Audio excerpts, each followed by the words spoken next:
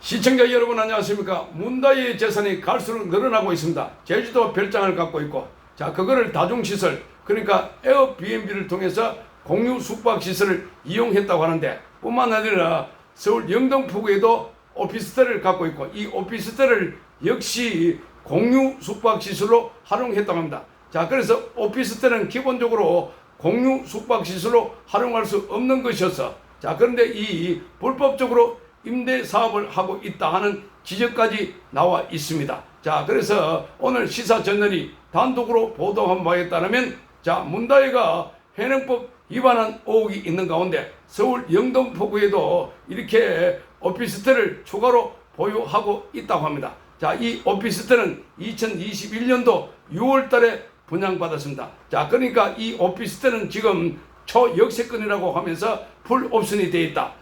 자, 호텔식 레지던트다 이렇게 되어 있는데, 자 6억 7천만 원 정도를 주고 분양받았다고 합니다. 자, 이 한 채입니다.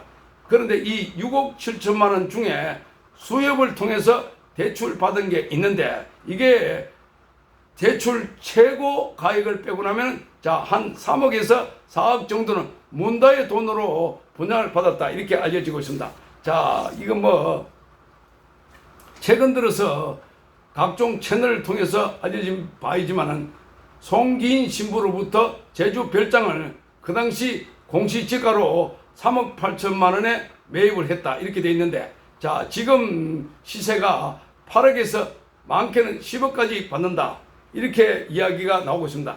자 그래서 이 문다혜의 음주 운전과 관련해서 이렇게 그동안 피해자였던 택시 운전기사가 자 병원에서 진단서를 발급받겠다 이렇게 밝혔습니다. 진단서를 발급받기 위해서 병원에 간다 이렇게 밝혔다고 합니다. 자 채널A 보도에 따르면은 택시기사가 그동안 진단서 발급 여부에 대해서 입장을 밝히지 않았는데, 진단서를 발급받기 위해서 병원에 간다 이렇게 밝혔다고 합니다. 자 그러면 이 진단서가 나오면은 문다의 혐의는 단순한 음주가 아니라 자 바로 특가법상 위험운전치사상 혐의가 적용됩니다. 자 그래서 징역 1년 이상 최고 징역 15년 이하까지 가능하다고 합니다. 자 문다혜는 지금 형사처벌이 불가피하다 자 이렇게 보여지는데, 그것도 징역형 초범이기 때문에 집행유예가 될지 모르지만, 자 아무튼 김호중도 이 혐의가 적용돼 가지고 감옥에 가 있습니다. 자 그러니까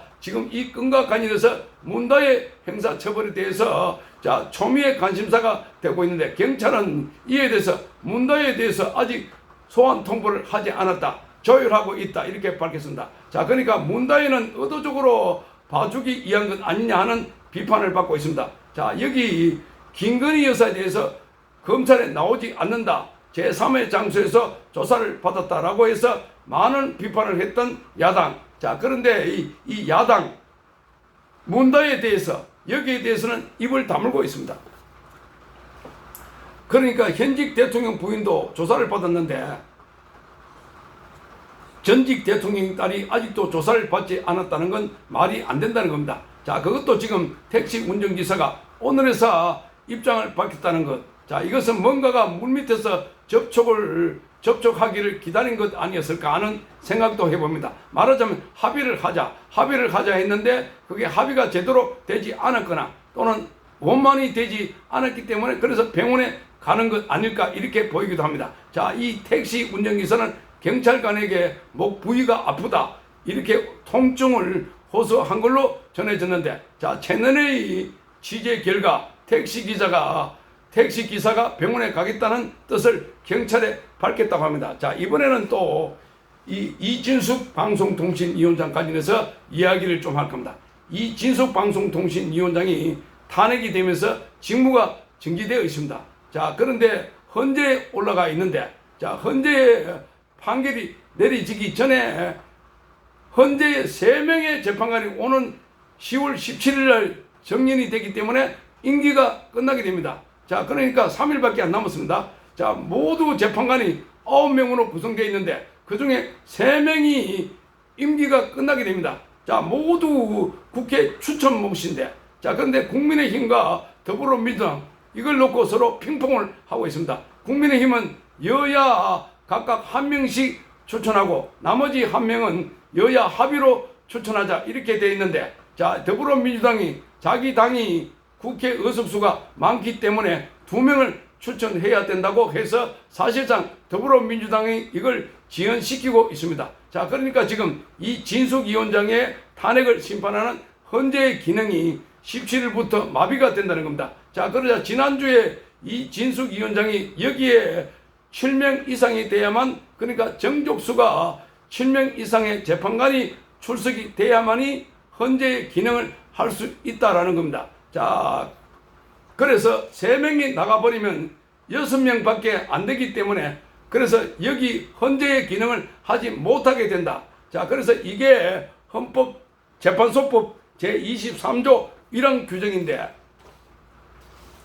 재판관 7명 이상 출석해야 된다 하는 이 사건 심리 규정, 이것이 이헌이라고 하면서 이헌 심판 소송과 함께 효력 정지 가처분 신청을 했습니다. 자, 이 오늘 14일이니까 이제 불과 3일밖에 남지 않았습니다. 자, 그러자 시민단체, 변호사단체 이 사람들이 나서가지고 적극적으로 이걸 처분해 달라라고 나섰습니다. 자, 그러니까 지금 이 헌법재판소가 빨리 판정해갖고, 그래서 7명 이상 재판관이 출석해야 된다 하면은 정족수가 7명 이상이 돼야 된다고 하는 이 규정을 그대로 묶어 놓게 되면은 앞으로 이준석 위원장을 포함해서 계속해서 이제 저들이 탄핵을 할 텐데, 자, 그러면 검사 탄핵, 판사 탄핵, 또 심지어는 대통령 탄핵까지도 마찬가지라는 겁니다. 자, 탄핵 소추 의결을 국회에서 결정을 해버리면 탄핵 효과가 그대로 된다는 겁니다. 자, 그렇기 때문에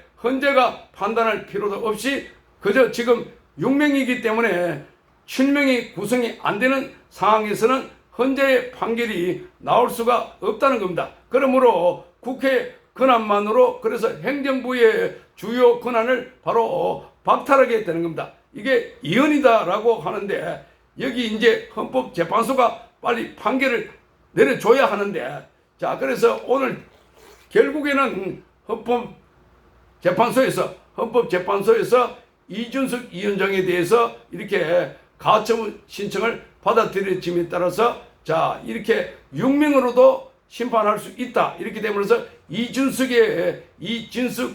방송통신위원장의 승리를 했다. 이렇게 보여줍니다. 자, 그래서 오늘 시민단체와 변호사단체가 발칵 이렇게 들고 일어섰고, 자, 오늘 헌재 앞에서 기자회견을 열었습니다.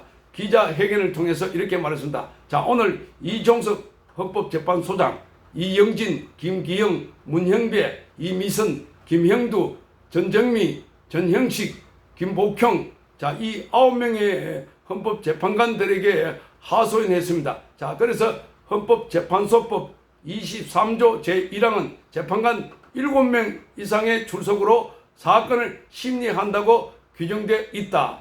자, 이렇게 지적을 하면서 1987년 개헌을 통해 헌법재판소를 본격 출범시키면서 9명의 재판관의 인선을 상권 분립의 원칙에 따라 행정부가 3명을 추천하고, 사법부가 3명을 추천하고, 입법부가 3명을 추천하라고 했는데, 1988년 헌법재판소법을 제정하면서 7명 이상으로 사건을 심리하도록 규정을 한 겁니다. 자, 지금 이 사태처럼 이렇게 입법부인 국회가 자신들의 몫인 3명의 재판관 후보를 추천하지 않음으로써 심리 정족수 부족으로 인해서 헌법재판소가 지금 멈추게 된 상황입니다. 자, 그래서 이게 그 어느 누구도 감히 상상하지도 못했다. 자, 이렇게 밝히었습니다. 그러니까 국회가 이 정도까지 초법적으로 폭주를 할 줄 몰랐다는 겁니다.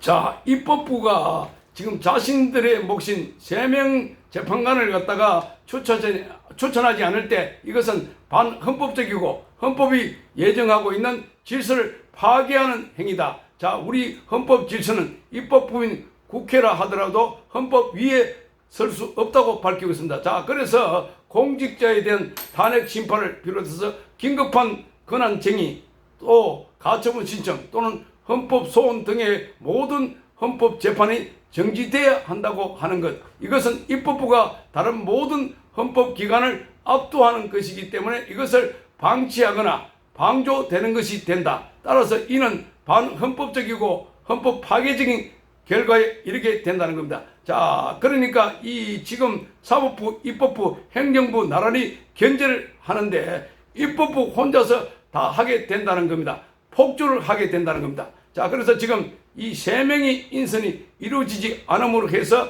벌어지는 여러 가지 부작용들이 너무나 심대하다. 특히 헌법재판소에 올라가는 것들은 거의 대부분 탄핵이라고 하는 최악의 절차인데 그걸 지금 입법부, 그것도 더불어민주당이 마음대로 할 수 있는 구조가 됐다. 이렇게 말하고 있습니다.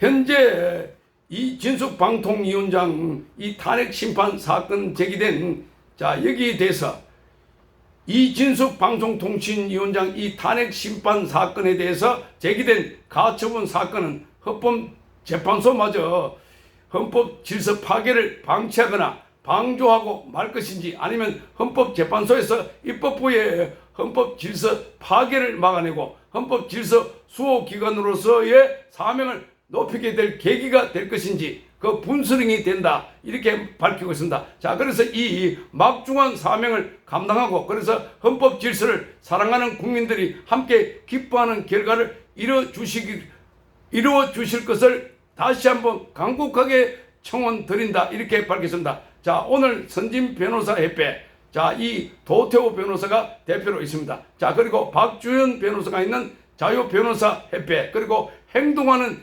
자유시민, 자, 유정화 변호사가 대표로 있는 행동하는 자유시민, 자, 이 단체 3개의 변호사 단체 또는 시민단체, 그리고 이 영풍 KBS 해직기자, 그리고 자유대한호국단의 오상종 대표 등등해서, 자, 이 5개의 개인과 단체, 여기에 지금 이렇게 탄원서를 제출했습니다. 자, 이러니까 지금 대한민국은 법치라는 이름으로 자행되고 있는 게 너무나 법 파괴를 하고 있다는 겁니다.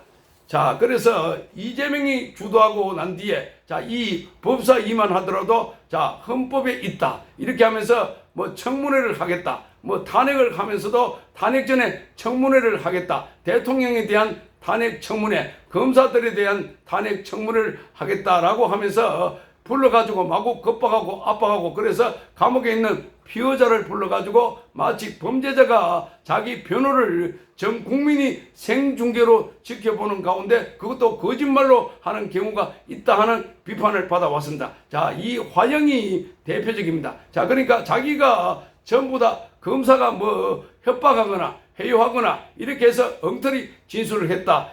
자, 이걸 지금 말하고 있는 게 국회가 되어버렸습니다. 자, 그러니까 이 국회라고 하는 것, 이재명을 대통령으로 만들고 또 이재명을 감옥에 가는 것을 막기 위해서 지금 대한민국의 법질서라는 이름하에 기본적인 대한민국 법 시스템, 자, 그 상권 분립 제도 뭐 이런 것을 파괴하고 있다 하는 겁니다. 자, 이 정당의 대표가 지금 구속 위기에 처해 있으니까 그래서 지금 수단과 방법을 가리지 않고 법을 파괴하고 있고 급기야 대통령을 끌어내리겠다. 이렇게 말하고 있습니다. 자, 그러면서 매 주말마다 집회를 열면서 윤석열 대통령을 탄핵하고 김건희 여사를 구속하라라고 이렇게 외치고 있습니다. 이게 지금 전국을 뒤덮고 있습니다. 이게 선전선동 가짜라는 겁니다. 가짜. 자, 그러하니 지금 헌법재판소만이라도 정신을 바짝 차려가지고 빨리 판결을 내려가지고, 자, 이게 7명으로 만약에 심판하게 되면 앞으로 대한민국의 법 시스템을 무너뜨린다. 완전히 엉터리가 된다. 그러니까 빨리 이거를 결정을 해라. 자, 이 3일밖에 남지 않았습니다. 이제 3사람이 3일 뒤에 임기가 끝나서 나가게 되면은 나머지 남아있는 6명이 우리는 법적으로 아무것도 할 수 없는데, 권한이 없는데 이렇게 돼버리면 아무것도 할 수 없다는 겁니다. 자, 그러니까 지금 재판관 9명으로 구성되어 있을 때 여기서 자신의 판단을 하라. 이렇게 말하고 있습니다. 자, 이게 지금 벼랑 끝에 있는 대한민국의 법치가 바로 이런 모양이 아닐까. 지금 이재명 하나 지키기 위해서 전부 다 대한민국 헌법 질서를 파괴하고 있고 헌법 질서뿐만 아니라 지금 대한민국의 전체 시스템을 망가뜨리고 있는 이자들이다. 자, 그래서 핵심은 빨리 이재명을 구속하는 게 그게 대한민국을 지키는 일이다. 자, 헌법재판관뿐만 아니라 사법부, 검찰, 자, 대통령, 행정부도 마찬가지입니다. 자, 빨리 이재명을 구속하는데 온 국민이 지금 역량을 집결해야 할 때입니다. 자, 그래서 결국에는 결론적으로 헌재에서 이진숙 방송통신위원장이 낸 가처분 신청을 받아들여짐에 따라서 자, 6명도 헌법재판관 7명이 아니고 6명도 심판할 수 있다. 이렇게 최종적으로 이진숙의 승리 이렇게 보여집니다. 시청해 주셔서 감사합니다.